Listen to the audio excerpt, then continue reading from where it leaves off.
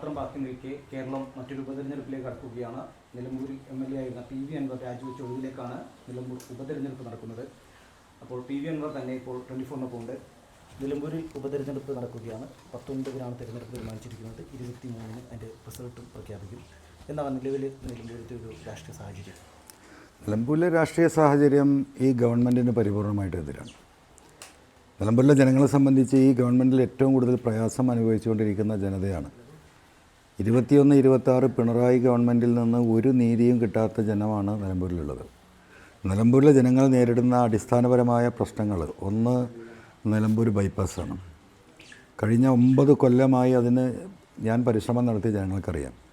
ആ ബൈപ്പാസിൻ്റെ 1-ാം ഘട്ടം പൂർത്തീകരണം കഴിഞ്ഞ് 2-ാം പിണറായി വന്നതിന് ശേഷം 5 പൈസ ആ വകുപ്പിലേക്ക് നൽകാൻ ഇവർ തയ്യാറായിട്ടില്ല.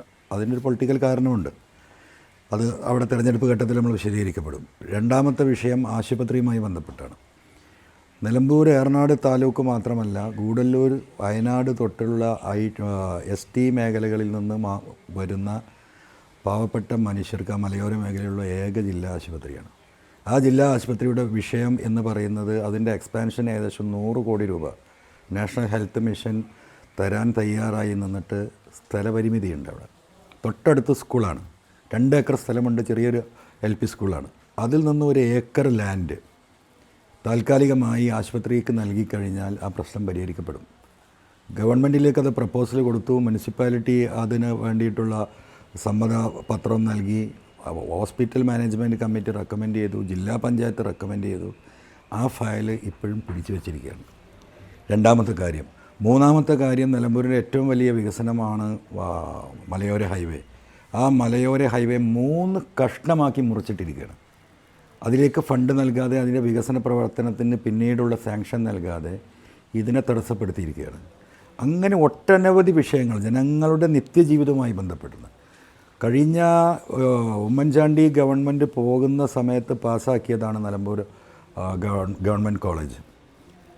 ഇന്ന് വരെ, ഈ നിമിഷം വരെ കേരളത്തിൽ ആ സമയത്ത് പാസ്സാക്കിയ 14 കോളേജിൽ 13 കോളേജിൻ്റെയും പണി പൂർത്തിയാക്കി കോളേജ് പ്രവർത്തിക്കുകയാണ്. പക്ഷേ നിലമ്പൂരിൽ ഇന്നും നമുക്ക് ആ സ്ഥലം ഫൈനലൈസ് ചെയ്ത് ബിൽഡിംഗ് കെട്ടാനുള്ള പണമുണ്ടായിട്ട് പോലും അത് ഫൈനലൈസ് ചെയ്യാതെ കുട്ടികളെ 3-ാമത്തെ കെട്ടിടത്തിലേക്ക്, വാടക കെട്ടിടത്തിലേക്ക് മാറ്റിയിരിക്കുകയാണ്. ഇതെല്ലാം കരുതിക്കൂട്ടി ഈ പറയുന്ന PWD മന്ത്രിയുടെ ഓഫീസിൽ നിന്ന് തടഞ്ഞു വെച്ചതിൻ്റെ പേരിൽ തടസ്സപ്പെട്ടതാണ്. അങ്ങനെ ഒട്ടനവധി കാര്യങ്ങളുണ്ട്. ഇത് വിശദീകരിക്കേണ്ടതുണ്ട്. അപ്പോൾ സ്വാഭാവികമായിട്ടും ജനങ്ങൾക്കിതറിയാം. രണ്ടാമത്തെ ഏറ്റവും വലിയ വിഷയം എന്ന് പറയുന്നത് 70% ഫോറസ്റ്റുള്ള നിലമ്പൂരിൽ ജനങ്ങൾ മൃഗങ്ങളുടെ ഇടയിൽ ജീവിക്കേണ്ട ഗതികേടാണ്. ഒരു തുറന്നിട്ട കേരളം തന്നെ, ഞാൻ പറഞ്ഞു, ഈ എന്താ പറയുക, മൃഗങ്ങളുടെ ശാലയായി, തുറന്നിട്ട മൃഗശാലയായി മാറി എന്ന് പറഞ്ഞതിന് ഏറ്റവും വലിയ ഉദാഹരണം നിലമ്പൂരാണ്. 5 പൈസ ഈ ആനിമൽ അറ്റാക്കിനെ നിയന്ത്രിക്കുന്നതിന് വേണ്ടി ഗവൺമെൻറ്റിൻ്റെ ഭാഗത്തുണ്ടായിട്ടില്ല. 10ഓളം ആളുകൾ ഈ കഴിഞ്ഞ 4-5 വർഷത്തിനുള്ളിൽ മൃഗങ്ങളുടെ ആക്രമണത്തിന് വിധേയമായി മരണപ്പെട്ടിട്ടുണ്ട്. ഒരു കൃഷി മനുഷ്യന് ചെയ്യാൻ വയ്യ. 10 സെൻറ്റ് ഉള്ളവൻ പണ്ട് ഭക്ഷണം കഴിക്കാൻ കുറച്ച് കപ്പ കൃഷിയും വാഴയും പൂളയും ഒക്കെ ഉണ്ടാക്കിയിരുന്ന കാലം അവിടെ ജനങ്ങൾക്ക് ചിന്തിക്കാൻ പോലും കഴിയുന്നില്ല. 7 മണിയായി കഴിഞ്ഞാൽ ഗ്രാമങ്ങളിൽ കടകൾ അടക്കേണ്ട ഗതികളാണ്. കാരണം മനുഷ്യർക്ക് പുറത്തിറങ്ങാൻ വയ്യ, പന്നിയും ആനയും സിംഹവുമായിട്ട്. ജനജീവിതം പൂർണ്ണമായും എന്താ പറയുക, തടസ്സപ്പെട്ട പട്ടിണിയുടെ വക്കിൽ ഒരു വിധം ജനങ്ങൾ പിടിച്ചു നിൽക്കുകയാണ്. ഗവൺമെൻറ്റുമായി ബന്ധപ്പെട്ട് നിരവധി ചർച്ചകൾ നടത്തിയതാണ്. ആ വിഷയവുമായി ബന്ധപ്പെട്ട് ജയിലിൽ പോയവനാണ് ഞാൻ. എൻ്റെ നിയമസഭാ സാമാജികത്വം ഒഴിവാക്കേണ്ടി വന്നതാണ്. ഇതെല്ലാം ജനങ്ങളുടെ മനസ്സിലുണ്ട്. ഇത്തരത്തിലുള്ള അടിസ്ഥാനപരമായിട്ട് ജനങ്ങൾ അനുഭവിക്കുന്ന വിഷയങ്ങൾ ഒരു ഭാഗത്ത്. 3-ാമത്തെ ചർച്ചാ വിഷയം പിണറായിസമായിരിക്കും. പിണറായിസം എന്ന് പറയുന്നത് ജനങ്ങൾ കണ്ടുകൊണ്ടിരിക്കുകയാണ്. ഇപ്പോൾ 2000 കോടിയുടെ വികസനം നടത്തി 4-ാം വാർഷിക നിലമ്പൂരിൽ 4-ാം വാർഷിക ആഘോഷം 2 ദിവസം മുമ്പ് കഴിഞ്ഞതാണ്. അമ്മായിയപ്പൻ മരുമകന് കേക്ക് മുറിച്ച് കൊടുക്കുന്നു, മരുമകൻ തിരിച്ചു കൊടുക്കുന്നു, കൈയടിച്ച് സന്തോഷം പങ്കിടുന്നു. ഇത് കേരളത്തിലെ ഒരു കുടുംബാധിപത്യ രാഷ്ട്രീയത്തിലേക്ക്, ഒരു കമ്മ്യൂണിസ്റ്റ് പാർട്ടിയെ പോലെയുള്ള ഒരു തൊഴിലാളി വർഗ പാർട്ടിയെയും ഒരു ഗവൺമെൻറ്റിനെയും ഒരു കുടുംബത്തിൻ്റെ കാൽച്ചുവട്ടിൽ എന്താ പറയുക അമർത്തി നിർത്തിയ കാഴ്ചകൾ ജനങ്ങൾ കണ്ടുകൊണ്ടിരിക്കുകയാണ്.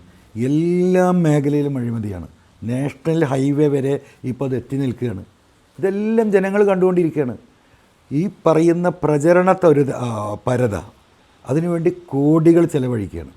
ഇപ്പോൾ തന്നെ 5 പൈസ ഇല്ല എന്ന് പറയുമ്പം റേഷൻ കൊടുക്കാൻ പണമില്ല, പെൻഷൻ കൊടുക്കാൻ പണമില്ല, സർക്കാരിൻ്റെ ഒരു സ്റ്റോറുകളിലും ഒരു സാധനം മനുഷ്യർക്ക് വാങ്ങാനില്ല, ആശുപത്രികളിൽ മുഴുവൻ മരുന്നില്ല, അവിടെ ഉണ്ടായിരുന്ന ഇൻഷുറൻസ് കാർഡുകൾ മുഴുവൻ നിന്നു. ഇങ്ങനെ നിൽക്കുമ്പോൾ അവളാണ് ഇവിടെ ഇപ്പോൾ 4ാം വാർഷികം ആഘോഷിക്കാൻ വേണ്ടി കോടികൾ ചെലവിടുന്നത്. കാസർഗോഡ് തൊട്ട് തിരുവനന്തപുരം വരെ ഇടിഞ്ഞു വീഴ്ന്നുകൊണ്ടിരിക്കുന്ന ഹൈവേയുടെ മുന്നിൽ വെക്കാൻ ഹോർഡിങ്ങുകൾ വെക്കാൻ 15 കോടി 30 ലക്ഷമാണ് അനുവദിച്ചത്. ആരെ ഫോട്ടോ? ഈ പറയുന്ന അമ്മായിയപ്പൻ്റെയും മരുമകൻ്റെയും ഫോട്ടോ വെച്ച് പ്രചരണം നടത്താൻ.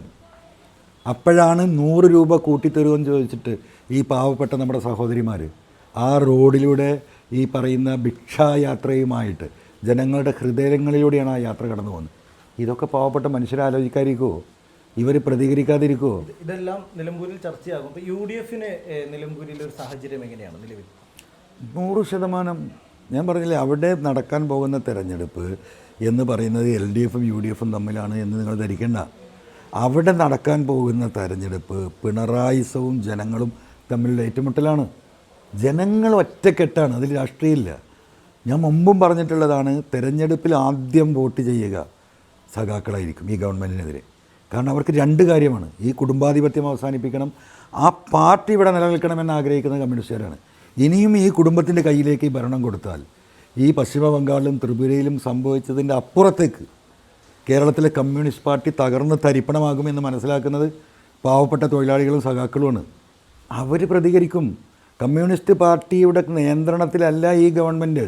ഒരു കാലത്തും ഉണ്ടാകാറില്ല ഇങ്ങനെ. പാർട്ടിക്ക് വേണ്ടിയിട്ട് ഭരിക്കുന്ന ഒരു ഗവൺമെൻറ്റാണ് കമ്മ്യൂണിസ്റ്റ് ഗവൺമെൻറ്റിൽ നമ്മൾ കാണാറുള്ളത്. ഇതൊരു കുടുംബത്തിന് വേണ്ടിയിട്ട് പാർട്ടിയുടെ സംസ്ഥാന സെക്രട്ടറിക്ക് വരെ തുറന്നൊരു വാക്ക് പറയാൻ, എന്തിനേറെ പറയുന്നത് AKG സെൻറ്ററിൻ്റെ ഉദ്ഘാടനം നമ്മൾ കണ്ടതല്ലേ. പാർട്ടിയുടെ അഖിലേന്ത്യാ സെക്രട്ടറി 100 കണക്കിന് സഖാക്കളുടെ ഇടയിൽ ഒരു നോട്ടക്കാരനായി നിന്നുകൊണ്ട് ഒരു മുഖ്യമന്ത്രി പാർട്ടിയുടെ സംസ്ഥാന കമ്മിറ്റി ഓഫീസ് ഉദ്ഘാടനം ചെയ്യുമ്പോൾ മിണ്ടാൻ കഴിയാതെ ശ്വാസമടക്കി പിടിച്ച് വേദന കടിച്ചു പിടിച്ച് കേരളത്തിലെ സഖാക്കൾ ആ കുടുംബാധിപത്യത്തിൻ്റെ ബാഹുല്യം കാണുകയാണ്. ആ സഖാക്കൾ എങ്ങനെ പ്രതികരിക്കാതിരിക്കുക? അവരെ സംബന്ധിച്ച് ഈ പാർട്ടി ഇവിടെ നിലനിൽക്കണം. പിണറായി കുടുംബത്തിന് വേണ്ടിയിട്ടല്ല അവർ ഈ കഷ്ടപ്പെടുന്നത്. അവർ തല്ലുകൊണ്ടും അവർ സമരം നടത്തിയും അധികാരത്തിൽ വന്ന ഗവൺമെൻറ്റാണിത്. 500ഓളം സഖാക്കൾ ഇവിടെ മരണപ്പെട്ടിട്ടുണ്ട്, രക്തസാക്ഷികൾ. ഒരു രക്തസാക്ഷിയെ സ്മരിക്കുന്നുണ്ടോ? കണ്ണൂരിലേക്ക് ആ കുടുംബങ്ങളുടെ സ്ഥിതി എന്താ? RSSും CPMുമായുണ്ടായ സംഘടനകളിൽ പ്രതികളാക്കപ്പെട്ട RSSകാർ മുഴുവൻ വെറുതെ വിടുന്നു. സഖാക്കൾ ജയിലിലേക്ക് പോകുന്നു. അവിടെ സഖാക്കളെ ശിക്ഷിച്ച കേസ്, വെറുതെ വിട്ട കേസ് ഹൈക്കോടതിയിൽ വരുമ്പോൾ ശിക്ഷിക്കപ്പെടുന്നു. ആരാണ് കേസ് നടത്തേണ്ടത്? P. ശശി എന്ന് പറയുന്ന പൊളിറ്റിക്കൽ സെക്രട്ടറി, മുഖ്യമന്ത്രിയുടെ ഓഫീസ്, കേന്ദ്രവും RSSും BJPയുമായുള്ള ബന്ധം, തൃശ്ശൂർ പൂരം അടക്കം ADGP അജിത് കുമാർ അടക്കം കേരളത്തിലെ പച്ചയായി ജനങ്ങൾ കണ്ടതാണ്. അപ്പോൾ ആ സഖാക്കൾക്കും ആ സഖാക്കളുടെ കുടുംബങ്ങൾക്കും രക്തസാക്ഷികൾക്കും തൊഴിലാളികൾക്കും ഒരു റോളും ഒരു വാക്കും പറയാൻ ശേഷിയില്ലാത്ത ഈ ഒരു ഗവൺമെൻറ് എന്തിനെ എന്ന് സഖാക്കൾ ചോദിക്കുന്നു. അതിൻ്റെ പ്രതിഫലനം നിലമ്പൂരിലുണ്ടാകും. ഈ നിലമ്പൂരിൽ താങ്കൾ CPMൻ്റെയും LDFൻ്റെയും ഭാഗമായിരുന്ന ആളാണ്. ആ ചൂടും ചൂരും അറിയുന്ന ഒരാളാണ്. എന്തായിരിക്കും CPM ഒരു സ്ഥാനാർത്ഥി നിർണ്ണയവുമായി ബന്ധപ്പെട്ട് മുന്നോട്ട് പോകുമ്പോൾ അവിടെ പരിഗണിക്കാൻ സാധ്യതയുള്ളത്?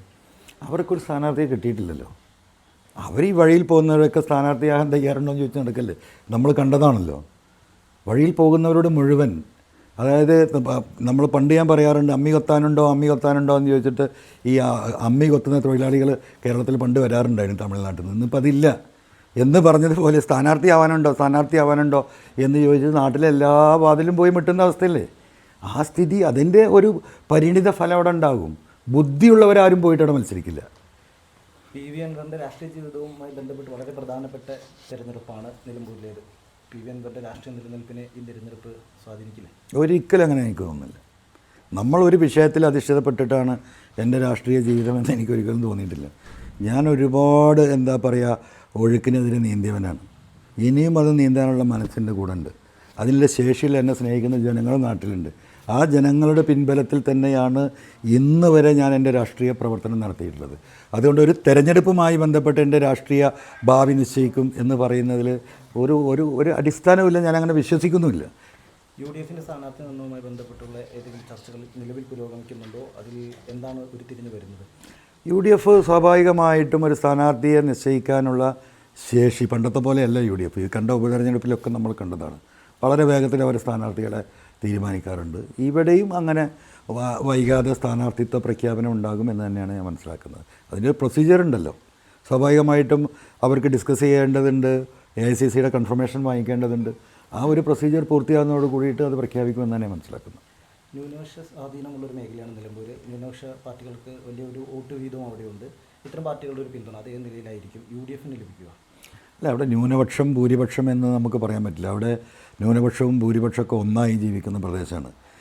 ഇപ്പോൾ വർഗീയ രാഷ്ട്രീയമൊന്നും അവിടെ നടക്കില്ല. ഇപ്പോൾ പിണറായി ഈ പറയുന്ന SNDPയുടെ സെക്രട്ടറിയെ പറഞ്ഞയച്ചാൽ അവിടെ കുറച്ച് വർഗീയ പ്രശ്നങ്ങൾ ഉണ്ടാക്കാൻ ശ്രമിച്ചല്ലോ.